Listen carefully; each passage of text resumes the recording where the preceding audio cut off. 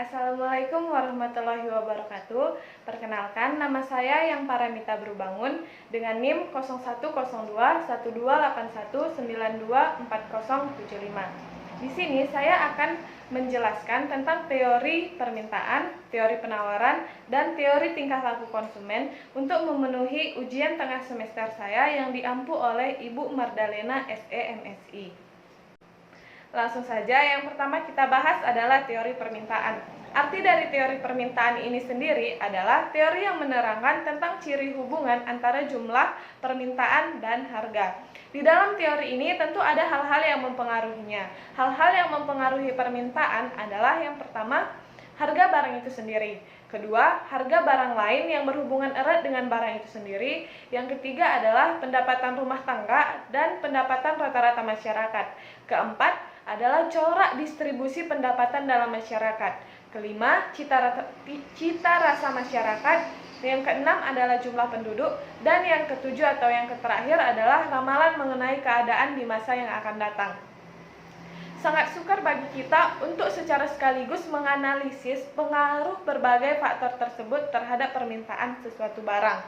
Oleh sebab itu, dalam membicarakan teori permintaan ini, ahli ekonomi membuat analisis yang lebih sederhana. Dalam analisis ekonomi, dianggap bahwa permintaan suatu barang terutama dipengaruhi oleh tingkat harganya.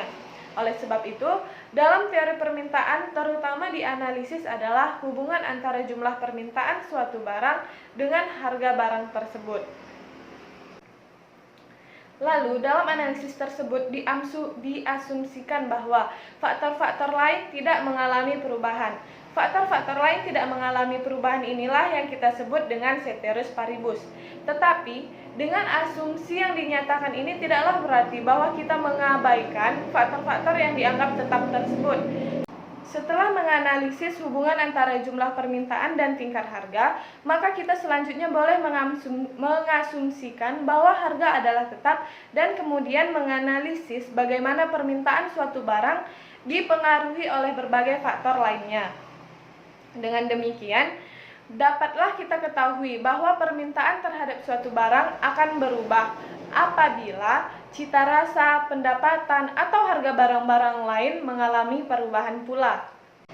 Selanjutnya kita akan membahas tentang hukum permintaan, di mana hukum permintaan menyatakan makin rendah harga suatu barang, maka semakin tinggi atau semakin banyak permintaan terhadap barang tersebut. Sebaliknya, makin tinggi harga suatu barang, maka semakin rendah pula permintaan terhadap barang tersebut. Mengapa jumlah permintaan dan tingkat harga barang memiliki sifat hubungan seperti yang baru saja saya katakan? Yang pertama, sifat hubungan seperti itu disebabkan karena kenaikan harga menyebabkan para pembeli mencari barang lain yang lebih murah untuk dijadikan pengganti terhadap barang yang naik tersebut harganya.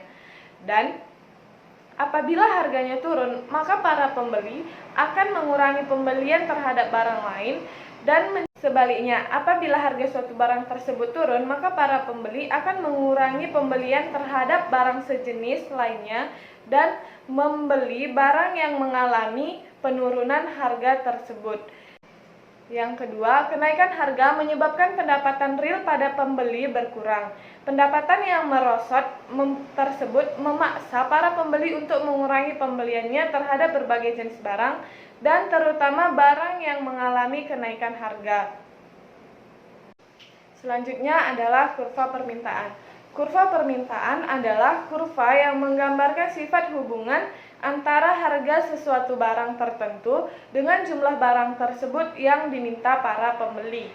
Kurva permintaan jenis barang tersebut pada umumnya menurun dari kiri atas menuju kanan bawah. Perhatikan tabel dan grafik berikut ini. Dari sini kita dapat melihat ini adalah kurva permintaan terhadap buku tulis.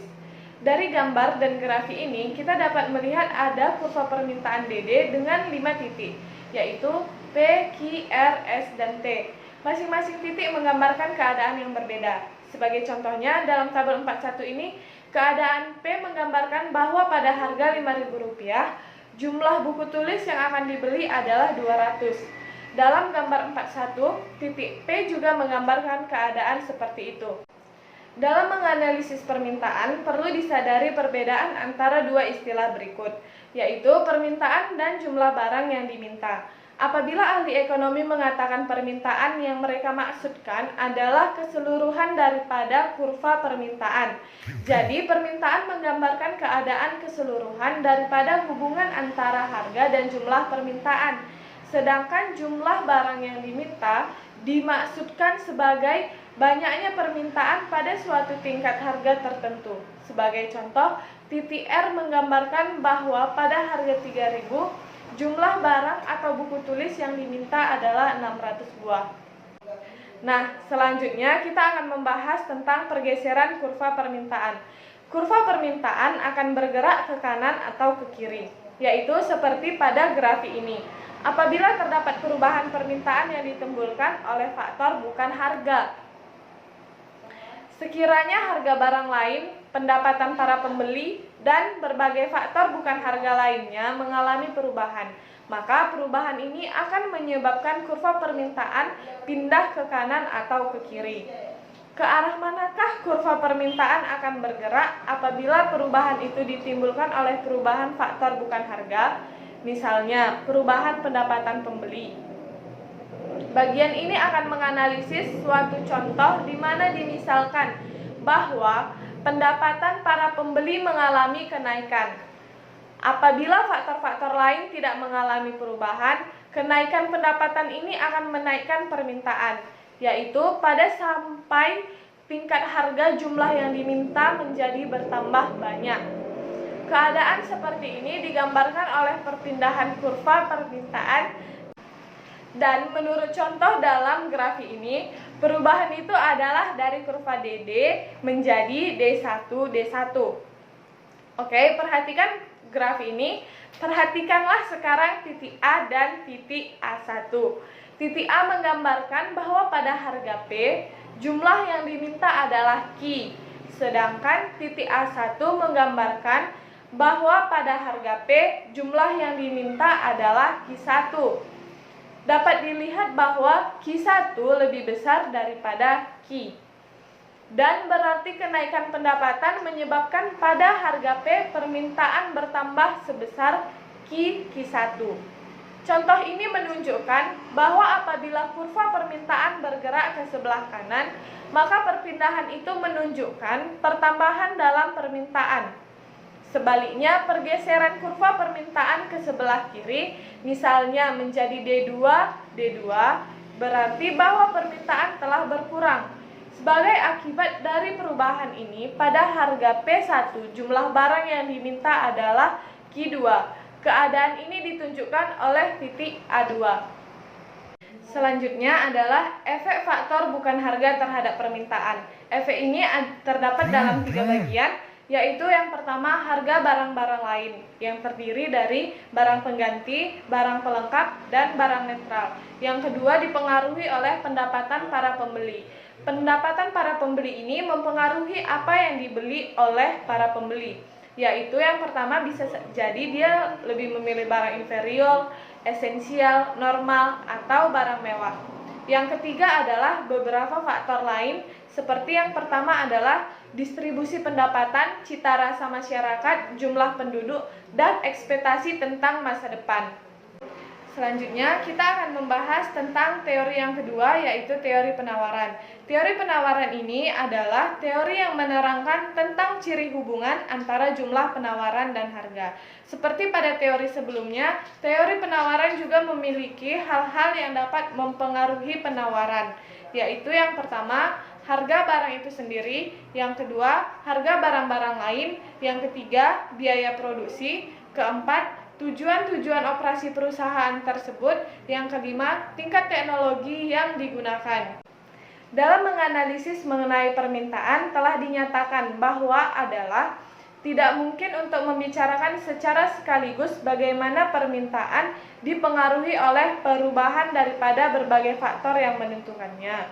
Kita haruslah menganalisis secara satu demi satu setiap faktor yang mempengaruhinya.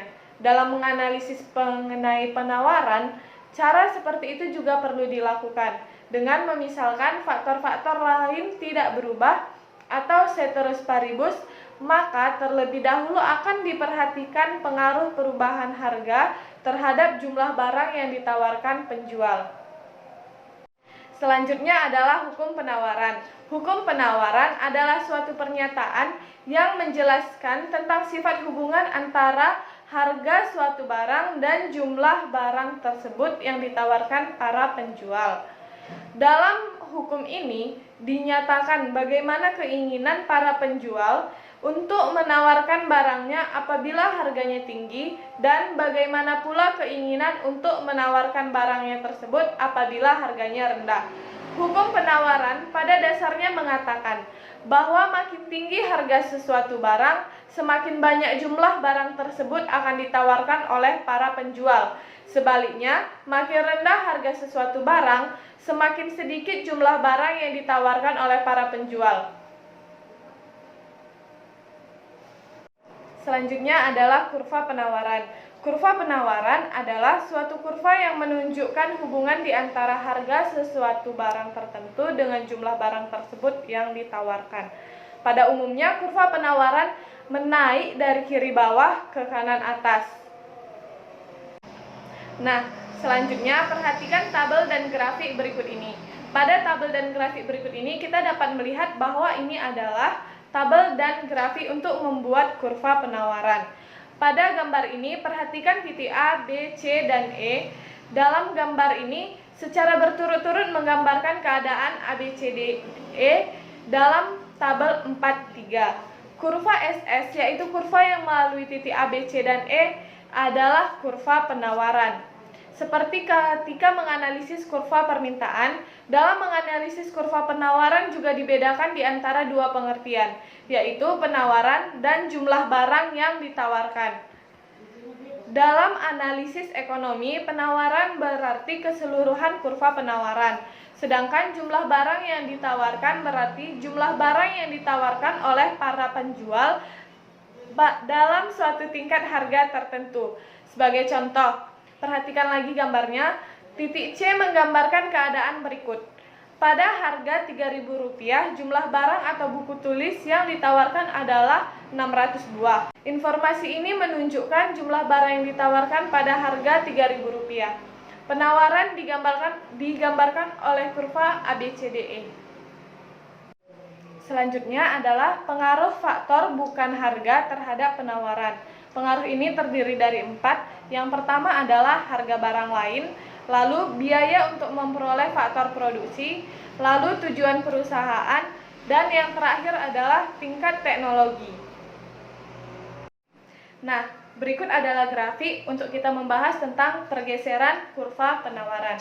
Perhatikanlah kedua keadaan di gambar 46 ini. Dimisalkan, pada mulanya kurva penawaran adalah SS. Titik A menggambarkan bahwa pada waktu harga adalah P, jumlah barang yang ditawarkan adalah Q. Sekiranya harga menurun menjadi P1, hubungan di antara harga dan jumlah yang ditawarkan pindah ke titik B. Ini berarti sekarang jumlah yang ditawarkan hanyalah sebesar Q1. Perubahan ini menggambarkan gerakan sepanjang kurva penawaran. Perubahan dalam jumlah yang ditawarkan dapat pula berlaku sebagai akibat dari pergeseran kurva penawaran. Pergeseran dari SS menjadi S1-S1 atau S2-S2 menggambarkan perubahan penawaran. Gambar 46 menunjukkan pergeseran kurva penawaran dari SS menjadi S1-S1 menyebabkan jumlah yang ditawarkan bertambah dari Q menjadi Q2. Walaupun harga tetap sebesar P. Keadaan ini ditunjukkan oleh titik A1, pergeseran SS menjadi S2-S2 menggambarkan pengurangan penawaran. Sebagai akibat daripada pergeseran tersebut, seperti ditunjukkan oleh titik A2, pada harga P sekarang hanya sebanyak Q3 yang ditawarkan para penjual, berbanding dengan sebanyak Q sebelum ia bergeser. Baiklah, selanjutnya kita membahas teori yang ketiga, yaitu teori tingkah laku konsumen, di mana kita akan membahas tentang budget line dan indifference curve. Secara historis, teori nilai guna atau utility merupakan teori yang terlebih dahulu dikembangkan untuk menerangkan kelakuan individu dalam memilih barang-barang yang akan dibeli dan dikonsumsinya. Dapat dilihat bahwa analisis tersebut telah memberi gambaran yang cukup jelas tentang prinsip-prinsip pemaksimuman kepuasan yang dilakukan oleh orang-orang yang berpikir secara rasional dalam memilih barang-barang keperluannya. Akan tetapi, telah lama orang melihat suatu kelemahan penting dari teori tersebut, yaitu menyatakan kepuasan dalam angka-angka adalah kurang tepat, oleh karena kepuasan adalah sesuatu yang tidak mudah untuk diukur. Untuk menghindari kelemahan ini, Sir John R. telah mengembangkan satu pendekatan baru untuk mewujudkan prinsip pemaksimuman kepuasan oleh seorang konsumen yang mempunyai pendapatan terbatas.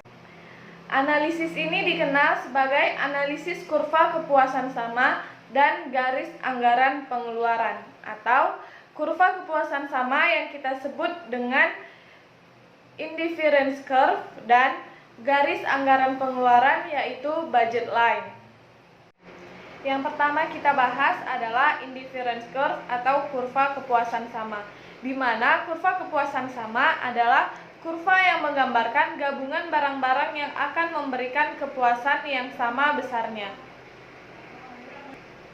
Untuk menggambarkan kurva kepuasan sama tersebut, perlu kita misalkan bahwa seorang konsumen hanya akan membeli dan mengkonsumsi dua macam barang saja. Dalam contoh yang akan digunakan, kedua barang tersebut adalah makanan dan pakaian. Pemisalan lain adalah cita rasa masyarakat tidak berubah dan konsumen bebas untuk menentukan kombinasi barang, makanan, dan pakaian yang diinginkannya. Perhatikan tabel dan grafik berikut ini. Dalam tabel 81 ini ditunjukkan 6 gabungan makanan dan pakaian yang akan memberikan kepuasan yang sama besarnya kepada seseorang konsumen. Apakah gabungan A atau B atau C atau D atau E atau F yang akan dikonsumsi? Untuk konsumen tersebut, kepuasan yang diperolehnya tidak berbeda. Gabungan manapun akan memberikan kepuasan yang sama besarnya. Artinya, kalau konsumen itu mengonsumsi sebanyak 10 makanan dan 2 pakaian, maka kepuasan yang diperoleh dari melakukan konsumsi tersebut tidak berbeda dengan apabila ia mengkonsumsi 7 makanan dan 3 pakaian, atau 5 makanan dan 4 pakaian, atau gabungan makanan dan pakaian lainnya yang terdapat dalam tabel 81.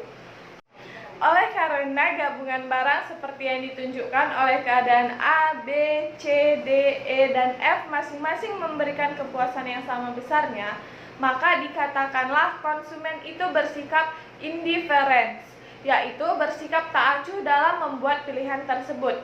Berdasarkan sikap ini, dalam bahasa Inggris, analisis ini dinamakan indifferent curve analysis. Berdasarkan kepada golongan-golongan A, B, C, D, E, dan F yang ditunjukkan dalam tabel 81, gambar 81 dibuat titik-titik yang menggambarkan gabungan-gabungan tersebut. Kalau titik-titik A, B, C, D, E, dan F dihubungkan, akan diperoleh kurva kepuasan sama. Dengan demikian, kurva kepuasan sama dapat kita definisikan sebagai suatu kurva yang menggambarkan gabungan barang-barang yang akan memberikan kepuasan yang sama besarnya. Tingkat penggantian marginal. Akibat dari tingkat penggantian marginal yang semakin kecil, maka kurva kepuasan sama semakin lama makin kurang kecondongannya, atau bentuk kurva kepuasan sama adalah cekung ke titik nol. Nah, selanjutnya kita akan membahas peta kurva kepuasan sama. Kurva kepuasan sama yang digambarkan dalam gambar 81 ini adalah salah satu dari sekumpulan kurva kepuasan sama yang dapat dibuat. Kumpulan kurva kepuasan sama akan memberi gambaran yang lebih lengkap mengenai keinginan seseorang konsumen untuk mengonsumsi dua barang yang memberi kepuasan maksimum kepadanya. Dalam gambar 82 dibuat sekumpulan kurva kepuasan sama dari seorang konsumen yang mengkonsumsi makanan dan pakaian. Kurva U2 menggambarkan gabungan makanan dan pakaian yang terdapat dalam tabel 81. Setiap kurva kepuasan sama menggambarkan suatu tingkat kepuasan tertentu. Kurva yang lebih tinggi menggambarkan tingkat kepuasan yang lebih besar dari kurva yang di bawahnya. Dengan demikian, U1, U2, U3, dan U4 masing-masing menggambarkan suatu tingkat kepuasan tertentu. Tingkat kepuasan yang digambarkan oleh U4 adalah lebih besar daripada kurva-kurva lain. Yang digambarkan oleh U3 lebih besar daripada yang digambarkan oleh U2 dan U1, sedangkan yang digambarkan oleh U2 adalah lebih besar daripada yang digambarkan oleh U1. Bahwa setiap kurva kepuasan sama lebih tinggi menggambarkan tingkat kepuasan yang lebih besar, tidak sukar untuk membuktikannya. Nah, selanjutnya kita akan membahas budget line atau garis anggaran pengeluaran. Sebelumnya, kurva kepuasan sama menggambarkan keinginan konsumen untuk memperoleh barang-barang dan kepuasan yang akan dinikmatinya dari mengkonsumsi barang-barang tersebut. Dalam gambaran ini belum ditunjukkan sampai di mana kemampuan konsumen untuk membeli berbagai gabungan barang-barang tersebut. Di dalam kenyataannya, konsumen tidak dapat memperoleh semua barang yang diinginkannya, sebab ia dibatasi oleh pendapatan yang dibelanjakan. Dengan demikian, persoalan yang dihadapi oleh setiap konsumen adalah bagaimana ia harus membelanjakan pendapatan yang ada padanya sehingga pengeluaran tersebut menciptakan kepuasan yang paling maksimum kepadanya. Dengan menggunakan kurva kepuasan sama saja masalah ini tidak dapat dipecahkan. Analisis juga perlu untuk menggambarkan garis anggaran pengeluaran atau yang kita sebut dengan budget line, yang menunjukkan berbagai gabungan barang-barang yang dapat dibeli oleh sejumlah pendapatan tertentu. Nah, seperti juga halnya dalam menggambarkan kurva kepuasan sama, dalam menggambarkan garis anggaran pengeluaran, perlu dimisalkan bahwa konsumen akan membeli dua jenis barang saja. Dalam analisis ini, dimisalkan akan membeli barang berikut, makanan dan pakaian. Bisa kita perhatikan dari gambar berikut. Misalkan seorang konsumen menyediakan uang sebanyak Rp90.000 untuk membeli makanan dan pakaian. Harga makanan adalah Rp6.000 setiap unit dan harga pakaian adalah Rp9.000 setiap unit. Berdasarkan kepada kepemisalan ini, di dalam tabel 82 ditunjukkan beberapa gabungan makanan dan pakaian yang dapat dibeli oleh uang sebanyak Rp90.000 tersebut yang dimiliki konsumen tersebut. Kalau konsumen tersebut membeli 15 unit makanan, ia harus membayar 15 dikali Rp6.000 yang sama dengan Rp90.000. Oleh karena itu, tidak seunit pakaian pun dapat dibelinya. Gabungan A menggambarkan keadaan ini. Gabungan F menggambarkan keadaan yang sebaliknya. Konsumen tersebut membeli 10 unit pakaian. Dan untuk pembelian ini, ia harus membayar sebanyak 10 dikali Rp9.000 yang berarti Rp90.000. Dengan demikian, tidak seunit makanan pun dibelinya. Dalam kenyataan, kedua gabungan tersebut tidak akan menjadi pilihan konsumen. Biasanya konsumen akan membeli kedua jenis barang tersebut. Oleh sebab itu, gabungan B sampai E adalah beberapa gabungan makanan dan pakaian yang lebih mungkin dibeli dengan menggunakan uang yang dimiliki konsumen di atas. Berdasarkan data dalam tabel 82, dalam gambar 83 ditunjukkan garis anggaran pengeluaran atau budget line. Seperti telah didefinisikan sebelum ini, setiap titik pada garis tersebut merupakan gabungan makanan dan pakaian yang dapat dibeli oleh dana yang akan dibelanjakan konsumen, yaitu sebesar Rp90.000. Titik A hingga F menggambarkan gabungan barang seperti yang ditunjukkan dalam tabel 82, yaitu yang dapat dibeli dengan uang sebanyak Rp90.000. Titik yang berada di garis anggaran pengeluaran atau budget line adalah titik Y, kita misalkan, yang menunjukkan gabungan 10 unit pakaian dan 9 unit makanan, menggambarkan gabungan yang tidak dapat dibeli oleh uang yang dimiliki konsumen.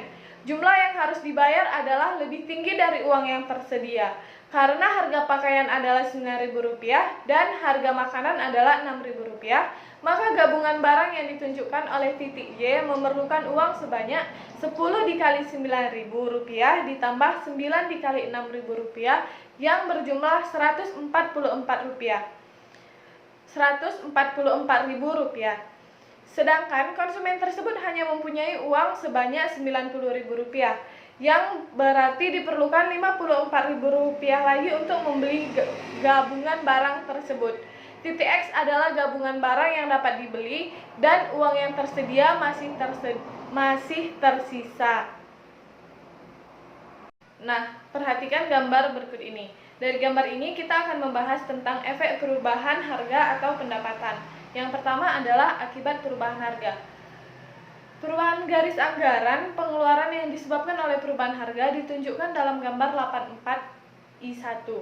Dimisalkan pendapatan konsumen adalah Rp90.000, harga makanan Rp6.000, dan harga pakaian Rp9.000. Maka pada permulaannya garis anggaran pengeluaran adalah AB. Selanjutnya dimisalkan harga pakaian naik menjadi Rp15.000, sedangkan harga makanan tetap. Akibat dari perubahan ini, pendapatan sebanyak Rp90.000 hanya dapat membeli 6 unit pakaian. Berarti garis anggaran pengeluaran bergerak dari AB ke arah seperti yang ditunjukkan oleh panah A, yaitu menjadi garis AC. Sekarang, misalkan pula harga pakaian menjadi Rp6.000, yang menyebabkan pertambahan jumlah pakaian yang dapat dibeli, yaitu menjadi 15 unit apabila semua pendapatan digunakan untuk membeli pakaian. Maka garis anggaran pengeluaran sekarang berubah ke arah anak panah B, yaitu menjadi AD. Bagaimanakah bentuk perubahan terhadap garis anggaran pengeluaran apabila harga berubah secara proporsional? Perubahan harga yang seperti itu menyebabkan perubahan yang sejajar, yaitu garis anggaran pengeluaran yang baru adalah sejajar dengan yang lama. Untuk membuktikannya, lukislah sendiri garis anggaran pengeluaran yang baru sekiranya harga makanan dan pakaian masing-masing mengalami penurunan sebanyak 50%, yaitu berturut-turut sekarang adalah menjadi Rp3.000 dan Rp4.500. Nah, yang kedua adalah akibat perubahan pendapatan. Gambar 84 atau I2 menunjukkan akibat dari perubahan pendapatan konsumen ke atas kemampuannya untuk membeli makanan dan pakaian.